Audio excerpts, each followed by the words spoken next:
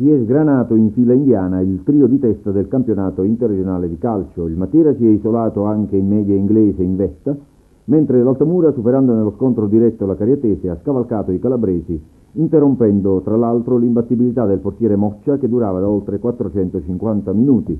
Un discorso tuttavia tutt'altro che chiuso, anche se il balzo in avanti compiuto dal Matera, grazie alla vittoria di Tricase, ha pure il suo significato. Conferma cioè il ritrovato buon momento dei biancazzurri, tornati ad essere convinti delle loro possibilità, tanto da riuscire ad imporsi con autorità anche su un campo particolarmente difficile qual è quello di Tricase, dove Corrieri e soci hanno imposto una superiorità tecnico-tattica indiscutibile.